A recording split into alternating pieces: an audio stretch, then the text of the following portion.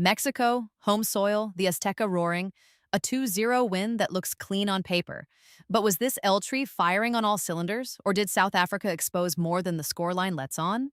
Because if you only read the result, you missed the real story of Matchday 1. Welcome back. World Cup 2026 is here, and there is no more iconic opening venue than the Estadio Azteca, one of the greatest football stadiums on the planet, packed to the rafters for Mexico's group stage opener against South Africa. Eltree walked away with a 2-0 victory, and on the surface that reads as a professional controlled performance. But this is a full tactical breakdown, so we are going deeper. We are looking at how Mexico set up, how South Africa tried to frustrate them, where the real danger moments came from, and what this result genuinely tells us about both teams heading into the rest of this group. Let's get into it. From the first whistle, Mexico set out their stall in a clear 4-3-3 structure, high defensive line, aggressive pressing triggers in the South African half, and wide forwards instructed to stay narrow and invite the fullbacks to overlap. The idea was simple but deliberate: drag South Africa's defensive block wide, create central lanes, and use the quality of the Mexican midfield to exploit those gaps in transition. And for the first 20 minutes, it worked like a blueprint. Mexico's double pivot was exceptional at recycling possession quickly, shifting the ball from side to side, probing for openings, and denying South Africa any opportunity to settle into their own defensive rhythm. The movement off the ball was relentless. Third-man combinations, diagonal runs behind the defensive line. It was textbook pressing football at the highest level. The first goal was the direct product of that system. Not a moment of individual brilliance, but a team move that pulled apart South Africa's shape. A switch of play, an overlapping run, a cutback into the box, finished calmly. The Azteca erupted, and Mexico looked every inch a team who had prepared meticulously for this exact opponent. But here's the crucial tactical footnote. Mexico's high line came under pressure on the counter more than once in that first half. South Africa's pace on the wings is real, and there were 2 or 3 moments where a more clinical forward could have punished the defensive gaps Mexico left behind their fullbacks. Eltree were fortunate those opportunities were wasted. That is not a minor detail. That is a warning sign worth monitoring as the group develops. Let's give Bafana Bafana the credit they deserve here, because they did not simply roll over. South Africa arrived at the Azteca with a clear and disciplined game plan. Sit in a compact 4-4-2 mid-block, deny Mexico space between the lines, and rely on rapid transitions through their 2 pacey wide forwards to generate danger on the break. For long stretches of this match, that plan was genuinely effective. South Africa's 2 banks of 4 were well organized and hard to penetrate centrally. Mexico had enormous possession, somewhere in the region of 65 to 70% across the full 90 minutes, but that possession was frequently horizontal rather than progressive.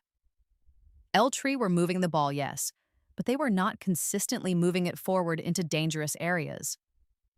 South Africa's midfield 4 were disciplined. The defensive line stayed compact, and the space Mexico were searching for simply did not appear on demand. The turning point in the second half was a subtle but critical tactical adjustment from the Mexico bench. Bringing on a more direct number 10 to play between South Africa's midfield and defensive lines gave Eltree a new reference point. Suddenly, the passes had somewhere to go. The second goal came from exactly that adjusted structure. A through ball played into the feet of the substitute, a sharp layoff, and a clinical finish from close range. What this tells us about South Africa is important. They are not here just to make up the numbers.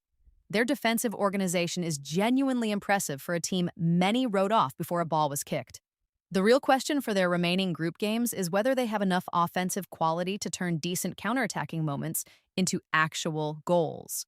Because against a less clinical team than Mexico, they might have walked away with a point from this one.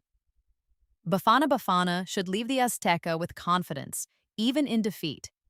On the individual performances, Mexico's standout player was undoubtedly their central midfielder, who covered an extraordinary amount of ground, won the ball back repeatedly in dangerous areas, and drove the tempo every time Eltree needed it. Easy 9 out of 10. The left winger was electric in bursts but inconsistent. Moments of genuine quality mixed with poor final decisions. 7 out of 10. The striker worked tirelessly but was isolated too often in the first half. 6 out of 10, though his second half movement improved dramatically after the tactical shift. For South Africa, the goalkeeper was outstanding. Without him, the margin could genuinely have been 4 or 5.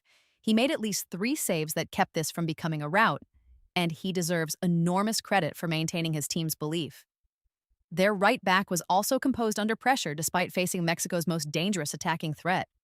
Those two players gave the coaching staff real positives to build on. Now, what does this result mean for the group standings? Mexico sit top of the table with 3 points, maximum confidence, and a home crowd already dreaming. South Africa are bottom, but not broken. There is quality there, and a result against the group's other side would completely reshape the picture. For Mexico, the message is clear, the system works, the home advantage is real, but that defensive vulnerability on the counter must be addressed before they face opposition with sharper attacking players.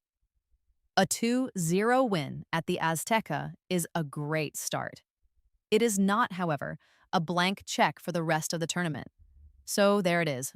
Mexico open with 3 points. South Africa with plenty of questions, but real reasons for optimism.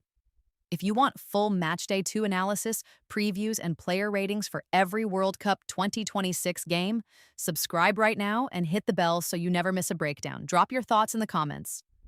Was Mexico genuinely impressive or were South Africa unlucky? We read every single one.